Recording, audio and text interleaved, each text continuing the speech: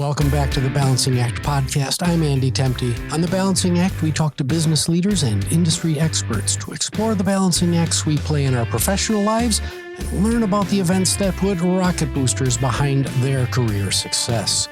Today, we have Patrick Lencioni joining us. Yay! Patrick is a founder at the Table Group and is the pioneer of the organizational health movement. He's a world-renowned author with titles such as The Five Dysfunctions of a Team, The Advantage, and his most recent work, The 6 Types of Working Genius. Welcome to the show, Pat. I'm so excited that you're here. Thanks for having me, Andy. This is fun to be here. We've already had such a great talk before we even get started, so I'm looking forward to this. Yeah.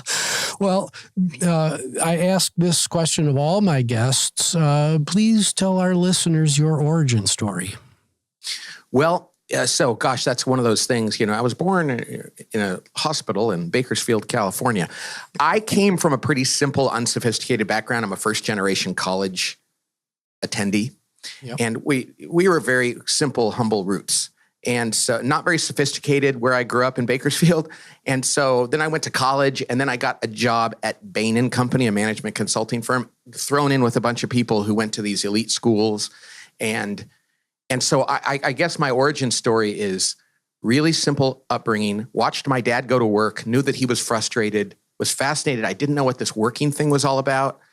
And then when I got my first job out of college, I started to learn about it and was really passionate about the human experience of work and why that mattered. And that's kind of how I got into this field. So never went back to grad school, tried a couple times, but I was still learning so much on the job. So I'm kind of a learn as I go, and so that's my story. That's awesome. So this next question I also ask everybody: what's the moment, the key moment in your career that just put rocket boosters behind your career? Well, I think there's two ways to look at that. The one was the turning point, and that was the moment I was at Bain. And I was doing a project. I was the grunt doing all the data work. And I was doing all this work for a client, a big client that you've heard of. And we went to present it to the client, and we realized that there was it was a political environment at this company. And they weren't even using the work we did. They were just kind of competing with one another in political silos within their company. And essentially we were wasting their time and their money. And I said, why don't we help them solve their political problems? And the people said, well, we don't get paid to do that. And that's the moment I said, oh, okay, so this is the thing that's missing. This is what interests me. Right. And not enough people are working on it. So that was the big moment where I said, I want to help people become more functional and healthy at work. But the rocket booster moment I started doing that. I started our firm like 5 years later, or a little bit longer than that. And then I gave a talk at a church in an evangelical church in Chicago called Willow Creek. I'd never heard of it before. I'm Catholic. I didn't know a lot of these people. They just invited me to speak there. They didn't know that I was Christian, really. And I spoke there. And to this day, people call me 24 years later and say, yeah, I first heard you at Willow Creek. And then they started inviting me back. I think more people know me from that evangelical church than anything else I ever did. Wow. Yeah. Who'd have known? Who'd have thought? Yeah, that's amazing. So we've got so much to talk about today, but I want to dial the clock back to the world before you started the organizational health movement. Can you describe a little bit more about this aha moment especially the aha moment that led you to write Five Dysfunctions? Looking back with the benefit of hindsight, did you ever imagine that this would all blow up into what many of us consider a movement? No, I mean, it's all by the grace of God. I have no idea. I just remember thinking that finance and marketing and technology and all that kind of stuff was interesting, but it wasn't my thing. I was really interested in the human side of it. And I went to college and I studied economics and I got a minor in Spanish because I studied abroad. But I would have loved to have studied psychology and communication. That's really what my passion was, but we were kind of poor and I had to get a job and, and I wanted to be a screenwriter, but that wasn't going to happen. So there I was, working in these different companies. I worked at Oracle when it was really young, and I worked at this other company called Sybase. And everywhere I went, I was fascinated by the human side of things and started working in that area. So then we decided to start our own firm because we thought that too many of the people who did organizational work were really touchy-feely and kind of soft. Yeah. And people are like, yeah. And I was not a touchy-feely guy. I think I came from too humble of a background. I was all about simplicity and practicality and things like that. But that human side was so important, but it always got presented like some new age theory. I don't know what it was. And so a lot of CEOs decided, I don't want to do that. It's too weird. And so I remember early on thinking, I want to make this practical. I want to go into these leaders and say, listen, we're not going to get naked and smoke pot and hug. We are going to actually make your business better. But that requires that we actually do things that are emotional or interpersonal.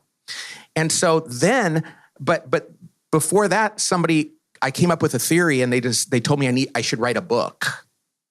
And so, and I didn't even have my own company then. I was working at another company and they said, you need to write a book about that theory you came up with. And I remember thinking, oh man, do I really want to write a business book? Most of the business books I buy, I don't even read more than the first 2 chapters. Yeah. Then I thumb through them. So I said, why don't I write a fiction story that's really like a screenplay? Because I did take a screenwriting class in college.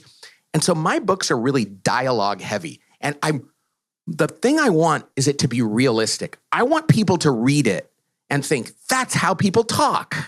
And so many people have come up to me, Andy, and said, did you write that book about my company? Because I think you were in our meetings. And they really think it's true.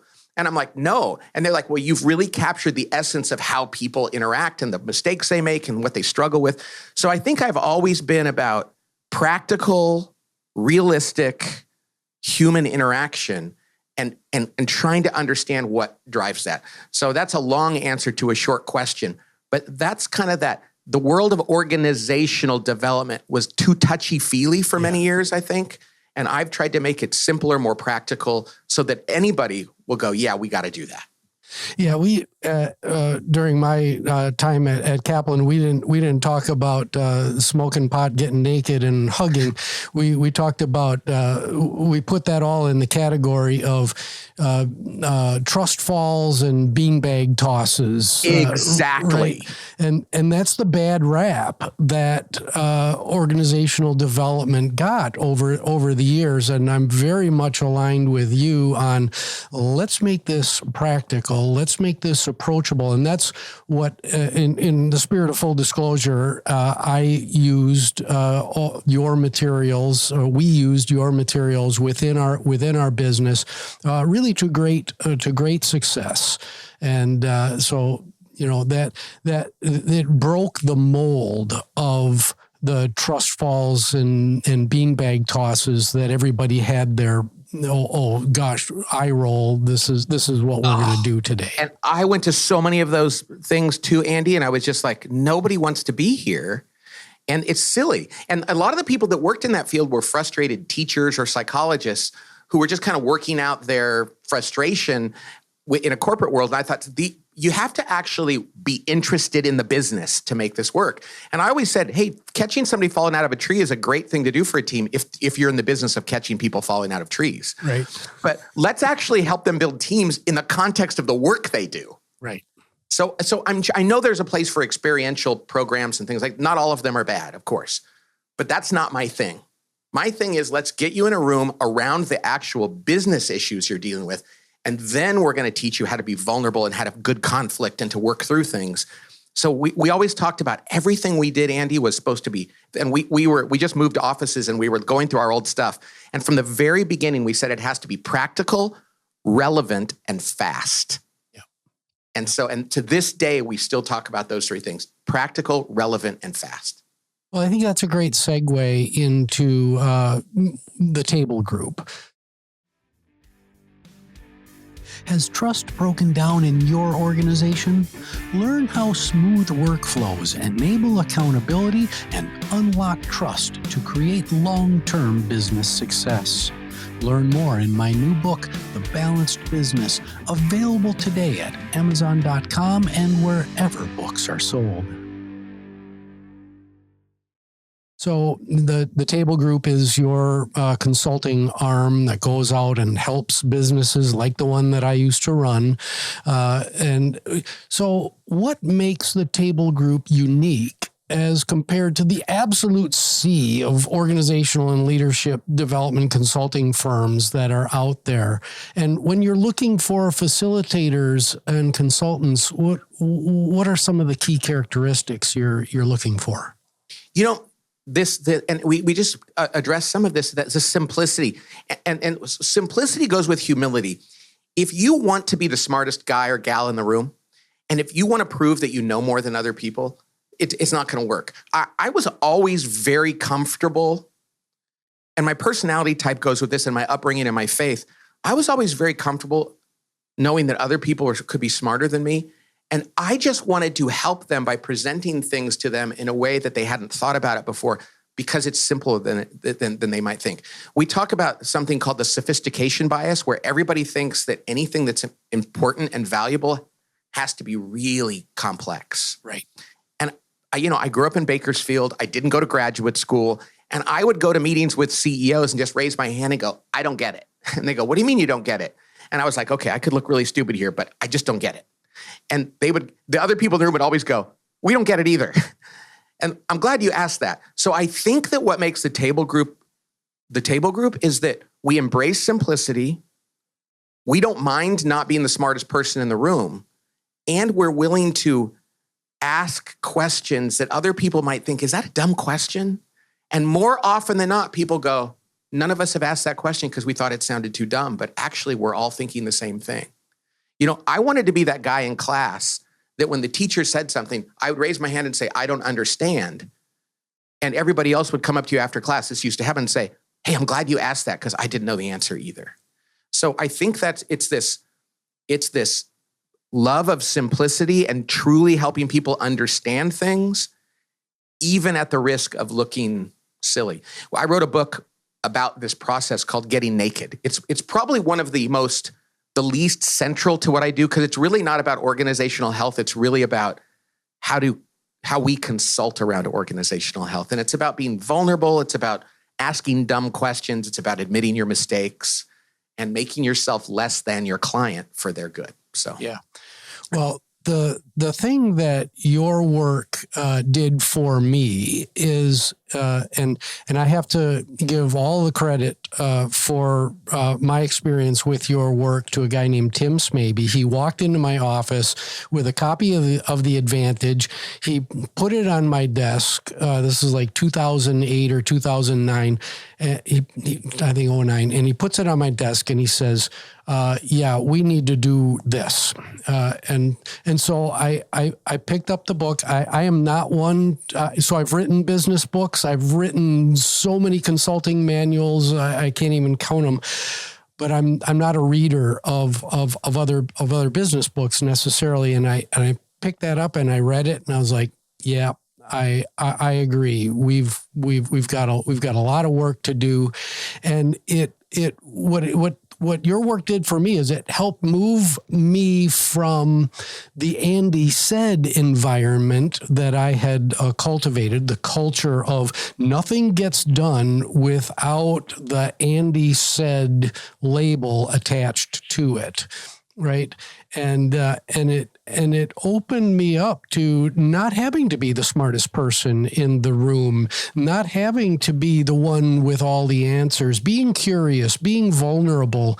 I have so much to thank you for today, but that's really one of the primary things that was a real shift to me into the world of organizational health.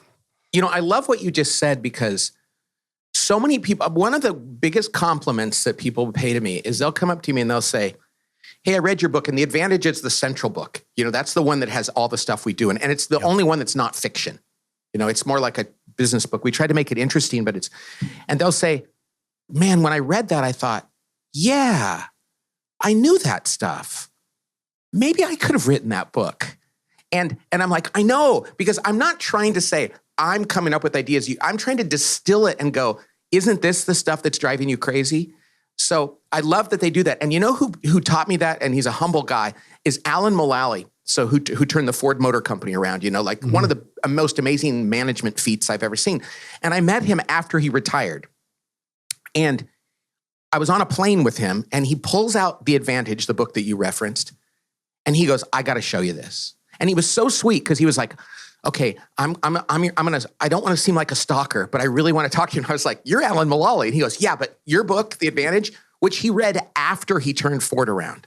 So I can't take any credit for what he did, but he goes, this book describes what I did better than anything I've ever read. And it was marked up, and he had things written in the margins, and it was so kind. And that's what I love is really smart people read it and go, oh, you've boiled it down to the things that I've been struggling with. But the heroes are Tim Smaby, right? Who see it and go, let's do this. And so anyway, that's, another long commentary on a short question, but I love your comment because you knew that stuff. Yeah. I wasn't telling you stuff you didn't know. I just put it in a framework that could let you act on it. But I needed Tim Smaby, who had the courage to come into my office and put that book on the table and say, Andy, this is so important to me. My mind has been shifted by reading this work. This is something that we have to do. And so the message for listeners is surround your people who are courageous, who can exhibit vulnerability and are willing to put themselves out there. So. I love what you just said because courage and courage requires humility. Yeah. Because courage means I got to admit something. It always beats intelligence. And that's one of the things we say at the Tape Group. It's like healthy versus smart. Yep. We'll take the healthy company over the smart one any day. Yeah. Because there's so many people that are intelligent, but if you don't have the courage to admit what you don't know, or the courage and the humility to go, oh, wow, I think I created that problem. I need to step up here and own this. All the intelligence in the world isn't going to overcome that. And so I love what you said. It was what Tim had was the courage to say, we need this and let's do it. The best business people, the best leaders, the best people in the world, courage is what is required far, far more than intelligence. Most people have vastly enough intelligence to be successful. In the world today, in every sphere, it's courage that's usually lacking. I think that's been true forever. Well, Pat, before we take a break, and I think in real time, as our listeners are listening to this, we're going to turn this into 2 episodes because we've totally, you're going to be episode 150 and 151 because yay, I want to conclude this episode with a question on shiny balls. When next time our listeners tune in, we're going to be talking about the working genius, the 6 types of working genius, and my profile. I'm a wanderer, so W and G are at the top of my list, and I am distracted by shiny balls. And they are everywhere in business. New tech, new tools, new management strategies. They distract us. They muck up strategic plans. They pull people and teams in all sorts of directions. Now, when a management consultant is brought on board, the common organizational refrain goes something like this. Okay, how is this latest flavor of the week going to help me and my team better batten down the hatches, go into protectionist mode? This too shall pass. So we're talking about a balancing act here, because that's the show. When you're engaging with a new corporate client, how do you navigate this real or perceived threat to organizational health as you simultaneously work to improve it? So take us behind the scenes of this critical balancing act. Well, you are absolutely correct. There's always the new thing. And you know what I'm really pleased by?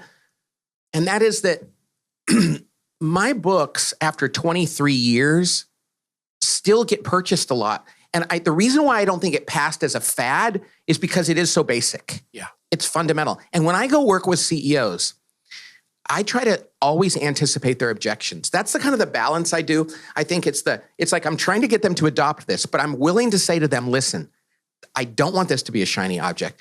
If you think this is just going to be something you do and then 2 years later you're going to move on to something else, this is the fundamentals. Yeah. And I'm just as frustrated as you are and your employees. And I'll say to them, by this, because I spoke the other day to 4,000 employees at a hospital, all the leaders of this hospital system. And I love standing up there going, this is not going to be one of those fly-by-night things where we move on to the next thing. And when they know that you're aware of that, they're going to listen. But they have to know that I'm just as frustrated by every new fad, because then they go away and you lose the credibility and the trust of your employees. So I try to constantly say to people, don't think this is a quick and dirty thing that you're going to move on from. It's something you're going to constantly be doing. Yeah. And as a result of that, I think they go, okay, we're going to give this a shot. And I also let them know that you're going to still be working on this 5 years, 10 years, 15 years from now, because that's the nature of what we do. You'll see the fruits of it in weeks. But the minute it's like good marriage counseling. You'll see the benefits of it right away. But the day you go, I think we're finished, is the day you're going to need to start up again. Right. So I guess what I'm saying is I agree with you. And that whole we're all drawn to bright, shiny objects and quick fix solutions. And what I say is, this is not one of them. And if that's what you're looking for, you are going to be sorely disappointed in this. Yeah. And that's a good thing. Yeah. Getting the buy-in from the top. You started there with your answer. You're sitting with the CEO. And if the CEO doesn't get it, if the CEO doesn't become committed to the concept of organizational health, and I mean, no offense by this at all, but there are many ways to make an organization healthier. Please, if you're listening to this, consult with the Table Group, buy Patrick's books. But there are many ways to make your organization healthier. But if you don't have the buy-in of the CEO and the entire C-suite, boy, it is a slow, painful road to entropy and deterioration of whatever you're trying to do. Yeah, and that's the first thing we say to people is, to the CEO and their team, you have to be serious about this and you have to be willing to be uncomfortable to make this work. Yep. And if you're not, then it's not going to work. But if you are, the benefits of this are going to exceed any of the other solutions you're looking for that are quick fixes, because this will last. Yeah. All right. Well, we're going to end episode 150 right here. Next week, Patrick will be back in your feeds with me with episode 151.